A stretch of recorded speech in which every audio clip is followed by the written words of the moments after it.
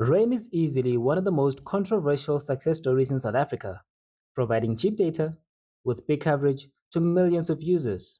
But that is exactly why it's so dangerous, not just for customers, but for the entire market.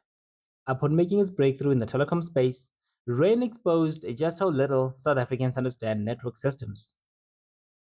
Rain became popular by selling certainty in a system that cannot guarantee certainty. They promised unlimited data and fixed pricing. Simple promises. In a country where people are tired of being exploited, Rain didn't just sell data, it sold the nation relief. And that made it dangerous. Because when a business promises more than its capacity to deliver, the collapse isn't just operational, it leaves a huge gap in its customer psychology. This is Decoding Africa with Max, where I profile businesses, markets, economies, and leadership performance across Africa. I uncover the strategies and behaviors behind the successes and failures of African powers. So stay tuned and let's dive right in. In today's episode, we will discuss some of the most controversial mistakes made by the popular, sometimes infamous, South African network company, Rain. Rain's biggest strength was also its first weakness. Rain positioned itself around three seductive ideas: unlimited data, lower prices, and no contracts. While that sounded like innovation and we all got excited, in reality, this was simply a psychological positioning strategy.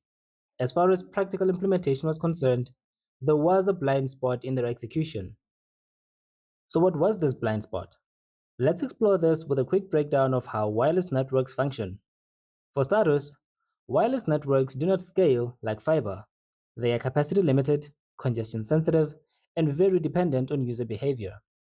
Unlimited data on a shared wireless system only works if most people don't use it heavily. The moment they do, the system begins to eat itself. And this is where Rain miscalculated. Rain built a business model based on usage gamble.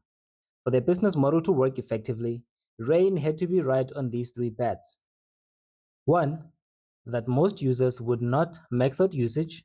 Two, that peak demand would be manageable. And three, that infrastructure could be upgraded fast enough before traffic overloaded. But instead, things went the opposite direction. Rain acquired so many users so quickly, its infrastructure and systems couldn't keep up effectively. Eventually, they got overloaded. So, from one perspective, we could say that their insufficient infrastructure was the cause of their underperformance. But if we look closely, infrastructure wouldn't be a problem if traffic is managed properly.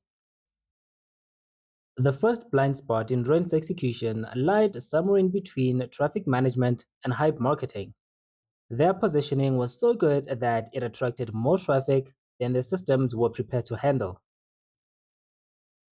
Rain's marketing succeeded so well because instead of trying to compete on technical superiority, it attacked the emotional pain points South Africans already hated about telecoms. We're looking at contracts, confusing billings, and the anxiety of running out of data. Rain promoted simple ideas like unlimited data, no contracts, and lower prices, and thus removed the mental friction, shifting decision making from a rational comparison to a state of emotional relief. Rain's marketing strategy leveraged customer psychology quite effectively, but here's where things got complicated. The psychological positioning of unlimited data does something dangerous. For starters, it removes self regulation. Secondly, it creates entitlement from habit, and it amplifies expectation and hence disappointment. So when customers first heard unlimited, they immediately thought consistent availability, when in reality, the truth behind unlimited is actually unlimited volume with variable performance. So technically, the data is unlimited, but the performance varies based on network congestion, time of day, coverage, and signal strength. For instance, during peak hours, speeds drop sharply for many users, and in some locations, the connection strength is inconsistent, sometimes due to weather, and sometimes at random, as customers have reported. So while Rain's psychological positioning gave it an edge at first, it eventually created an expectation gap it couldn't maintain, which led to customer disappointment and eventually loss of public trust. All things considered, Rain has designed a pretty good ecosystem with brilliant products, but be that as it may, brilliance in design has to be accompanied by brilliance in execution. An oversight Rain made in its execution was scaling customer expectation faster than its network and support systems could handle. Its marketing quickly pulled in heavy users who are always active but price sensitive and have high performance expectations. This quickly created a high peak congestion. Ideally, to avoid this, a telecom ecosystem must scale capacity, redundancy, and support simultaneously, but instead, Rain scaled marketing and signups first. Their execution logic went something like, we'll optimize the network as usage grows. They assumed they would be able to keep up with the user traffic generated by the hype, and that's when things went wrong. Small increases in users create exponential strain and pressure in the network, and Rain was gaining a lot of users within a short period of time. And consequently, many users started complaining about slow connections, latency issues, and inconsistencies. If there is one important lesson we can take from this is that innovation creates demand, but it's execution and consistency that determine your long-term survival. The most important question so far is that, in light of all these events, what is the one biggest threat that Rain faces today? Rain's biggest threat right now isn't Vodacom, MTN, or Telcom. It's not even the infrastructure. Their biggest threat is the expectation memory. Once customers internalize that this brand overpromises and they fail to deliver under pressure, such a reputation spreads fast and it sticks. If Rain does not reset customer expectations, it will continue to lose public trust. This episode has focused heavily on the mistakes that Rain has made, its pain points, and public criticisms. But don't confuse criticism with incompetence.